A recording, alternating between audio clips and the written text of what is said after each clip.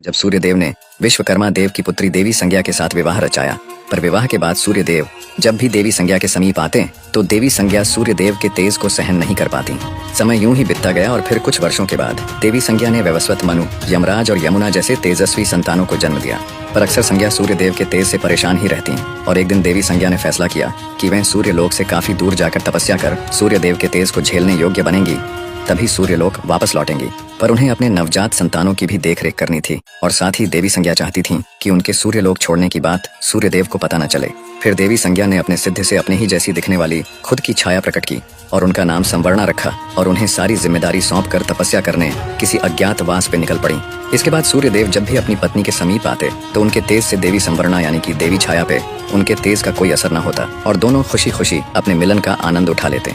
सूर्यदेव देवी छाया को ही अपनी पत्नी संज्ञा समझते रहे और समय यूं ही बीतता चला गया। फिर धीरे धीरे वैवस्वत, मनु, यमराज और यमुना भी बड़े हो गए, जिन्हें कि सूर्यदेव ने उनके काबिलियत के अनुसार उनको अपना अपना कार्यभार सौंप दिया और खुद भी अपने कार्य में व्यस्त रहने लगे, जिससे कि देवी छाया अकेली पड़ गई। जिसके बाद देवी छाया ने महादेव की तपस्या करने का निश्चय किया और फिर महादेव की तपस्या में पूरी तरह से लिप्त हो गई। फिर यूं ही तेज धूप में तप कर भूखे रहकर तपस्या करते करते कई माह बीत गए और साथ ही देवी छाया ने तपस्या करते समय ही गर्भ धारण कर लिया था। और इसी बीच जब महादेव देवी छाया के सम्मुख प्रकट हुए और उनसे अपना वरदान मांगने को कहा, तब देवी छाया ने महादेव से अपने लिए एक असल जीवन का वरदान मांग लिया, क्योंकि वह सिर्फ देवी संज्ञा की एक छाया मात्र थी। दरअसल देवी संज्ञा के एक अरसे से सूर्यलोक वापस न लौटने के कारण अब देवी छाया के अंदर एक असल जीवन पाने की इच्छा जागृत हो चुकी थी। फिर महादेव तथास्तु कहकर अंतर्धान हो गए। फिर कुछ महीनों बाद देवी छाया ने एक दिव्य शिशु को जन्म दिया, पर वह दिव्य शिशु कुपोषित और काले रंग का हुआ, जिसे देख देवी छाया चिंता में डूब गईं। पर कुछ समय बाद उन्होंने खुद के मन को समझा लिया।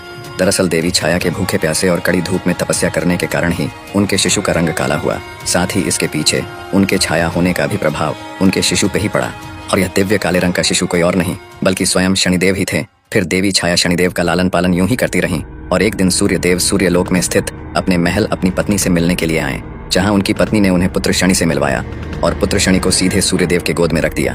पर जैसे ही सूर्यदेव की नजर पुत्र शनि पे गई, वह पूरी तरह से हैरान हो गई और क्रोधित भी। फिर पुत्र शनि को देवी छाया के गोद में वापस रखते हुए सूर्यदेव ने देवी छाया को बहुत ही धुतकारा। सूर्यदेव ने कहा कि इस शिशु में उनके कोई भी गुण मौजूद नहीं, न ही उनकी तरह तेज, न ही स्वस्थ और न ही रंग रूप, किसी भी प्रकार से यह उनका पुत्र हो ही नहीं सकता। सूर्यदेव ने पुत्र शनि को अपना पुत्र स्वीकारने से साफ मना कर दिया और गुस्से में वहां से चले गए, जिसके बाद देवी छाया अत्यंत ही निराश हो गई। और यही वो दिन था जब शनिदेव और सूर्यदेव के बीच शत्रुता की एक बड़ी शुरुआत हो चुकी थी। सूर्यदेव ने अब अपनी पत्नी छाया से दूरी बना लिया था। फिर समय बीतने के अनुसार शनिदेव अब थोड़े बड़े हो चुके थे और अकेली पड़ चुकी छाया का एकमात्र सहारा भी बन चुके थे। शनिदेव पैदाइशी ताकतवर थे और इसका एकमात्र कारण उनके गर्भ में होने के समय देवी छाया का महादेव के लिए तपस्या करना था। तपस्या के प्रभाव के कारण ही शनिदेव पैदाइशी ताकतवर थे। ताकतवर होने के साथ साथ वे थोड़े गुस्सैल और शरारती भी थे। बेहद कम उम्र होने के बावजूद भी उन्होंने कई गंधर्वों को युद्ध में अकेले ही परास्त कर दिया था, यहाँ तक कि देवताओं को भी टक्कर देने लगे थे। शनिदेव अपने गुस्से का प्रयोग अपनी ताकत के साथ मिलाकर किया करते और इसीलिए वे बड़े से बड़े गंधर्वों और देवताओं को अपनी ताकत का लोहा मनवा चुके थे। शनिदेव के बचपन से ही इतने कठोर बन जाने के पीछे उनके पिता सूर्यदेव के प्रति उनके मन में पल रहा क्रोध ही था और उस समय शनिदेव का एकमात्र लक्ष्य सूर्यदेव से भी ज्यादा शक्तिशाली बनकर उनके घमंड को चकनाचूर करना था। फिर समय जैसे जैसे बीतता जाता, शनिदेव के अंदर सूर्यदेव के प्रति क्रोध और घृणा की भावना उतनी ही बढ़ती जाती और इसी प्रकार शनिदेव अब युवा भी हो चुके थे। फिर देवी छाया ने शनिदेव के दिन बढ़ते गुस्से को शांत करने के लिए उनका विवाह चित्ररथ नाम की कन्या से करवा दिया, जो कि परम तेजस्विनी और साध्वी थी। विवाह के बाद शनिदेव सचमुच काफी शांत रहने लगे थे और एक बार जब शनिदेव अपने ध्यान मुद्रा में बैठे हुए थे, तब उनकी पत्नी चित्ररथ ने शनिदेव के सम्मुख पुत्र प्राप्ति की इच्छा व्यक्त की, जिसका शनिदेव ने कोई उत्तर नहीं दिया। तमाम बार अपनी इच्छा व्यक्त करने के बावजूद भी देवी चित्ररथ को शनिदेव की तरफ से कोई जवाब न मिला।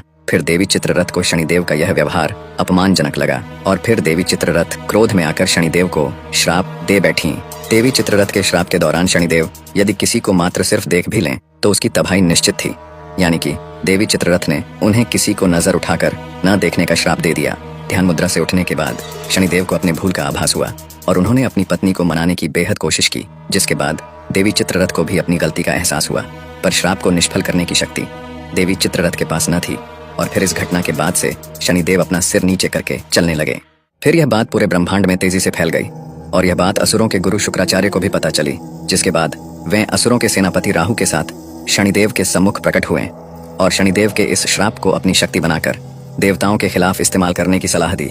जिसके बाद शनिदेव ने शुक्राचार्य को खुद के स्वार्थ के लिए दूसरों का इस्तेमाल न करने की सलाह देते हुए साफ मना कर दिया और शुक्राचार्य समेत राहु को वापस जाने की सलाह दे दी।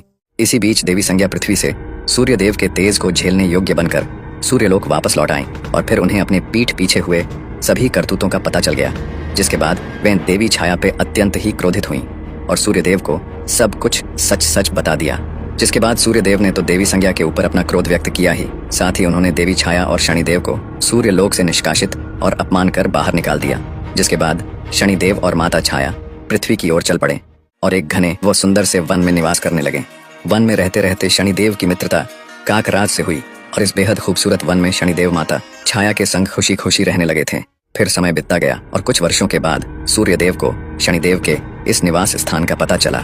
जिसके बाद वे शनिदेव के जान के दुश्मन बन बैठे और शनिदेव के निवास स्थान वाले वन में सूर्यदेव ने अपने मायावी तेज से आग लगा दी। जिसके बाद देवी छाया तो एक परछाई होने के कारण उस आग से बचकर बाहर निकल आईं, लेकिन शनिदेव उस मायावी आग के चपेट में पूरी तरह से फंस चुके थे और फिर देवी छाया मदद की गुहार लगाने लगी। फिर अचानक काकराज ने वन के ऊपर से आकर शनिदेव को अपने पंजों में जकड़कर काफी दूर अपने काकलोक ले गए और फिर काकलोक में आने के बाद काकराज ने शनिदेव को अपनी माता से मिलवाया और काकराज की माता ने शनिदेव को काकलोक में ही रहने की विनती की, जिस पे शनिदेव ने भी सहमति जताई। काकराज की माता ने शनिदेव को अपने पुत्र की तरह लाड़ प्यार से रखा। फिर यूं ही समय बीतता गया और एक दिन यह बात इंद्रदेव को पता चली।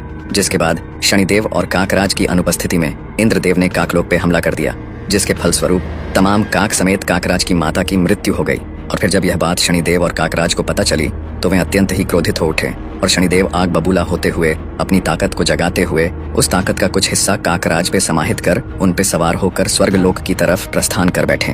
और यहाँ स्वर्गलोक पे इंद्रदेव समेत सभी देवता नृत्य और सोमरस का आनंद उठा ही रहे थे कि तभी उन्हें दूर से बेहद जोरदार गर्जना भरता हुआ तीव्र गति से सामने आता हुआ काल के समान काक और उस पे सवार शनि नजर आया, जिन्हें देख स्वर्गलोक में भगदड़ मच गई और देवता युद्ध के लिए अस्त्र शस्त्र लिए तैयार हो गए।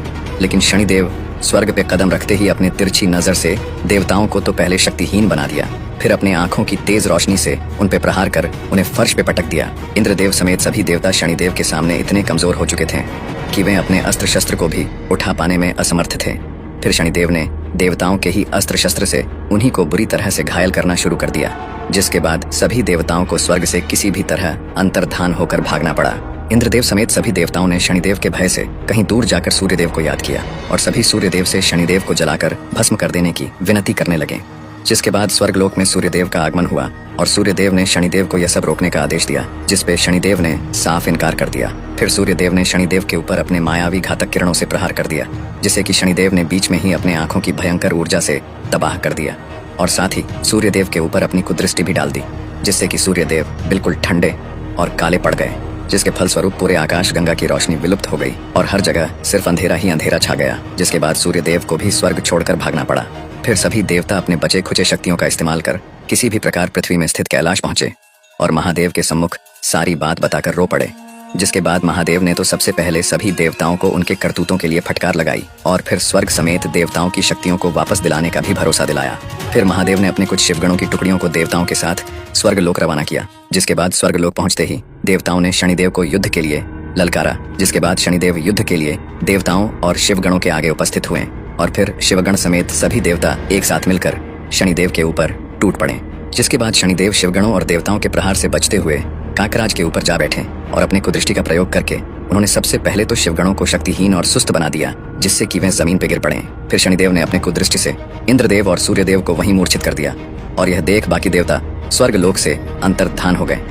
फिर शनिदेव ने इंद्रदेव से देवराज का राज मुकुट छीनकर अपने पास रख लिया और फिर इंद्रदेव समेत सूर्यदेव को स्वर्ग में ही अपना बंदी बनाकर बंदी गृह में डाल दिया। और यहाँ अग्निदेव और वरुण देव समेत बाकी देवता स्वर्गलोक से दोबारा से भागते हुए कैलाश महादेव के पास आ पहुंचे और महादेव को सारी बात बताते हुए उन्हें स्वयं स्वर्गलोक चलकर शनिदेव को समाप्त करने की विनती करने लगे। इतना सुनते ही महादेव कैलाश से अंतर्धान हो गए और देवता देखते ही रह गए और यहाँ स्वर्गलोक पे शनिदेव पूरी तरह से अपना आधिपत्य जमा कर बैठ चुके थे एवं इंद्रदेव समेत सूर्यदेव को एक बड़ा दंड देने की तैयारी में जुट चुके थे कि अचानक स्वर्गलोक में एक सैलाब सा आ गया। पूरा स्वर्ग थर्रा उठा। फिर आगमन हुआ देवों के देव महादेव का। जिसके बाद महादेव ने शनिदेव को यह सब रोकने का आदेश दिया, पर शनिदेव ने अपना सिर झुकाए हुए ही इनकार कर दिया।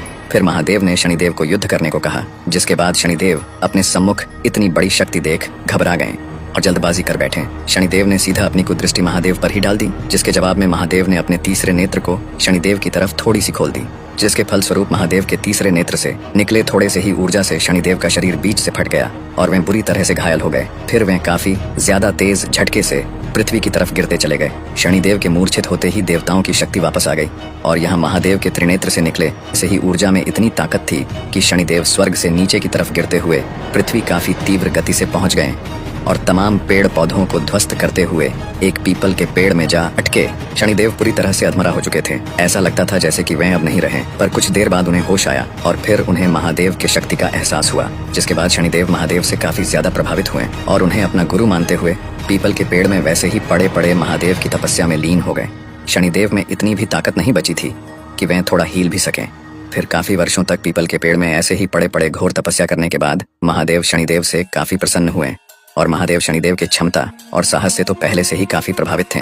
इसलिए उन्होंने शनिदेव को पीपल के पेड़ से अंतर्धान कर सीधे अंतरिक्ष में ला खड़ा कर दिया और पहले जैसे स्वस्थ भी बना दिया। साथ ही महादेव ने शनिदेव को एक दिव्य त्रिशूल भी भेंट किया, जिसके बाद महादेव ने शनिदेव को एक लोक भी भेंट किया, जिसको महादेव ने शनिलोक नाम दिया। और आखिर में महादेव ने समस्त ब्रह्मांड के देवी देवताओं की मौजूदगी में शनिदेव को पूरे ब्रह्मांड का न्यायाधीश घोषित किया, यानी कि न्याय के देवता। और यह देख सूर्यदेव समेत सभी देवताओं को शनिदेव के साथ किए गए क्रूरता को लेकर अपनी गलती का एहसास हुआ। फिर अपनी गलती का पश्चाताप करने के लिए सूर्यदेव पृथ्वी जाकर देवी छाया को सूर्यलोक वापस लेकर आए और खुशी खुशी रहने लगे। दोस्तों वीडियो पसंद आए तो लाइक करके शेयर करें और फॉलो कर लें।